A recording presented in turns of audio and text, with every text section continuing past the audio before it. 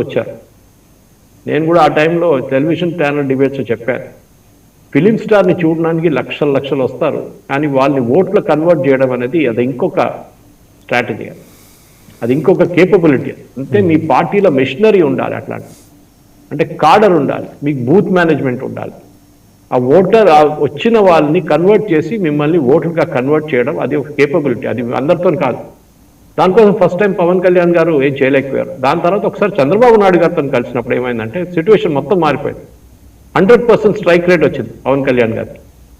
అది చాలా ఇంపార్టెంట్, ఎందుకంటే నాయుడు గారు ఆ స్ట్రైక్ తీసుకొచ్చారు. ఏది పార్టీ కార్డర్ ఎట్లా ఉంటుంది అనేది, దాన్నే మెయిన్ ఇంపార్టెంట్ అన్నమాట.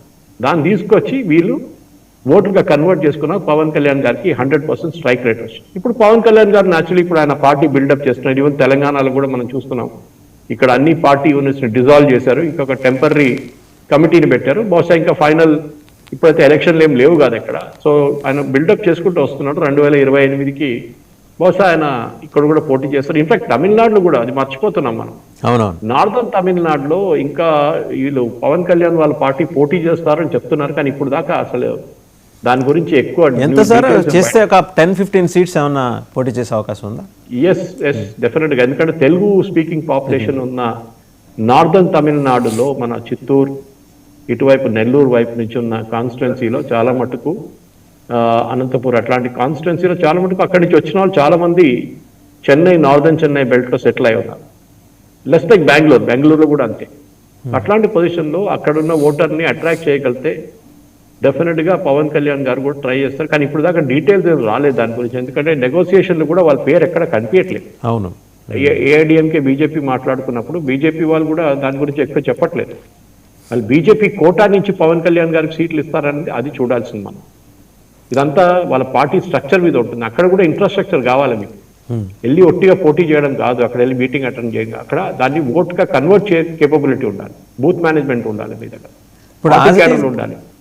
యాజ్ ఇట్ ఈస్గా సార్, ఇప్పుడు స్టాలిన్కి కూడా కొంత ఇబ్బందులు ఎదురవుతున్నాయి. మొన్న చూసాం, మన మెడ్రాస్ హైకోర్టు కార్తీక దీపం కేసులో కూడా ఆయనకి వ్యతిరేకంగా తీర్పు ఇచ్చింది. ఖచ్చితంగా దీపం వెలిగించాల్సిందే, దానికి అనుమతి ఇవ్వాల్సిందే అని చెప్పేసి.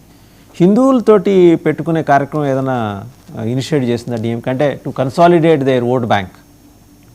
అక్కడ మెయిన్గా ఫ్రీబీస్ మీద పనిచేస్తున్నారు ఇప్పుడు స్టాలిన్. పొంగల్లో 3,000 రూపాయలు ఇచ్చి ఒక కిట్ ఇచ్చి, ఇది ఈవెన్ పినరాయి విజయన్ చేస్తారు, ఇది కేరళలో ఓనం టైం, ఒక కిట్ ఇస్తారు. కొంచెం 10-15 కిలోలు బియ్యము, కిలో పప్పు, 1 లీటర్ నూనె, కొంచెం చింతపండు, ఇదన్నీ ఇస్తారు ఒక ప్యాకెట్గా, ఒక కిట్ అంటారు దాన్ని. అంటే అప్పుడు దాకా చేసిన పాపాలన్నీ మర్చిపోతారు పబ్లిక్, ఈ కిట్ మీద పడతారు అందరు కదా, దానికి వెళ్ళి ఓటేస్తారు. ఇది మన tragedy, Indian political system tragedy. ఇది మనం అక్కడ ఉన్న ఎడ్యుకేటెడ్ పాపులేషన్ గురించి మాట్లాడుతున్నాం, కానీ రూరల్ పాపులేషన్ గురించి మాట్లాడుతున్నాం. ఈ ఫ్రీబీస్ మీద ఉంటుంది. ఇప్పుడు బీహార్లో అన్నారు 10,000 రూపాయలు ఇచ్చారని చెప్పి నితీష్ కుమార్ ఎలక్షన్ గెలిచారు.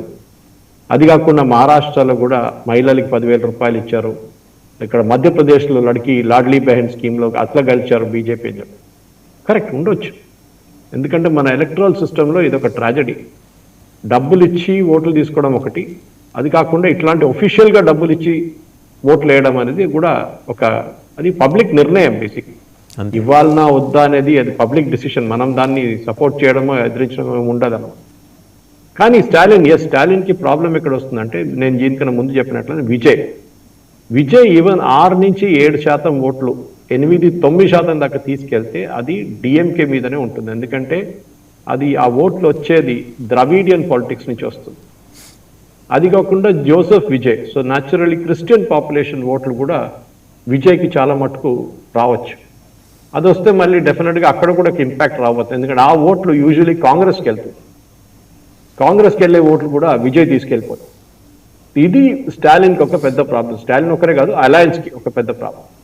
అది కాకుండా ఇవాళ ఒక న్యూస్ చూశాను నేను, వాసుదేవన్ గారు, ఎస్డిపిఐ, డిఎఫ్ఐ పొలిటికల్ వాళ్ళకు పెద్ద ఆర్గనైజేషన్ మీటింగ్ పెట్టారంట. తమిళనాడులో మేము అన్ని సీట్లలో పోటీ చేస్తాము, మేము ఓట్లు తీసుకెళ్ళిపోతాం. మీరు అండర్ రైట్ చేయకూడదు వీళ్ళు కర్ణాటకలో కూడా, సదర్న్ కర్ణాటకలో ఉడిపి కానీ మంగళూరు కానీ అట్లాంటి చోట్లలో కూడా ఇప్పుడు ఎస్డిపిఐ అక్కడ కూడా వాళ్ళు ఓట్లు తీసుకుంటున్నారు. 10%-15% ఓట్లు వాళ్ళు గుంజుకుంటున్నారు. ఆ పరిస్థితుల్లో డెఫినెట్గా మనం చూస్తున్న దాని ప్రకారం ఒక రియలైన్మెంట్ అని చెప్పొచ్చు తమిళనాడు పాలిటిక్స్లో. కానీ ఎలక్షన్ అయిన తర్వాత ఏం జరుగుతుందో చూడాలి. అంటే ఆన్ దేర్ ఓన్ డిఎంకేకి మెజారిటీ వస్తుందా, లేకుంటే ఏఐడిఎంకే చాలా దగ్గర వచ్చి ఆగిపోతుందా, విజయ్ సపోర్ట్ తీసుకుంటారా, ఇంకేదైనా చిన్న చిన్న పార్టీలు ఉంటుందా, వాళ్ళు ఏం చేస్తారనేది తమిళనాడు పాలిటిక్స్లో. So purely hypothetical and speculative question. If such is the case, narrow margin దాకా వచ్చి డిఎంకే లేదు ఇంకో 4-5 అవసరం పడుద్ది లేదా 10 అవసరం పడుతుంది అన్నప్పుడు ఓ మెట్టు దిగే అవకాశం ఉందా డిఎంకే? డెఫినెట్గా దిగాల్సిందే కదా, వాళ్ళకి ఆప్షన్ లేదు. దీంట్లో వాసుదేవన్ గారు ఓట్లు ఎవరు తీసుకొస్తారని చాలా ఇంపార్టెంట్. బీహార్లో జరిగింది అదే కదా. బీహార్లో కాంగ్రెస్ 65 సీట్లు అడిగారు, కానీ తేజస్వి యాదవ్కి కాంగ్రెస్ పరిస్థితి తెలుసు. ఆన్ దర్ ఓన్ కాంగ్రెస్ ఒక్క సీటు కూడా గెలవలేరు అని చాలా క్లియర్గా తెలుసు ఆయన. దానికి ఆయన అన్నారు లేదు మేము 35 ఇస్తామన్నారు. తర్వాత బార్గెన్ చేసి ఎక్కడ 40-45 దాకా వచ్చారు. తర్వాత 65, ఎందుకంటే కొంతమంది నామినేషన్ వేయలేదు, కొంతమంది వేసినారు, నామినేషన్ రిజెక్ట్ అయిపోయింది. అంతా జరిగిన తర్వాత 55 అంతా పోటీ చేసి లాస్ట్లో 6 సీట్లు వచ్చినాయి వాళ్ళు. ఇది కాంగ్రెస్ పరిస్థితి. How much of percentage of votes can you bring to the table అంటాం ఇంగ్లీష్లో. అంటే మీరు ఎంత పర్సంటేజ్ ఓట్లు తీసుకొస్తారు, ఇదే జరుగుతుంది. ఇప్పుడు తమిళనాడులో కాంగ్రెస్ ఒక టైంలో, ఒక హయాంలో కే కామరాజ్ లాంటి, కరుప్పయ్య మూపనార్ లాంటి చాలా పెద్ద పెద్ద నేతలు ఉన్న పార్టీ ఇవాళ ఒక సైడ్ లైన్స్కి వెళ్ళిపోయారు కంప్లీట్. 2%, 3%, 4% ఓట్లు కూడా తీసుకురాలే పరిస్థితికి వచ్చేసారు కాంగ్రెస్. అది డిఎంకే కానీ ఏఐడిఎంకే కానీ ఆడుకున్న గేమ్ ఎప్పటి నుంచో. వాళ్ళు ఏం చేస్తుంటారంటే ఈ నేషనల్ పార్టీస్ని ఎప్పుడు మేము పైకి రాని అని చెప్పి ఇదే స్ట్రాటజీ పంజాబ్లో మీకు శిరోమణి అకాలీదళ్ చేసిన స్ట్రాటజీ కనిపిస్తుంది. బీజేపీని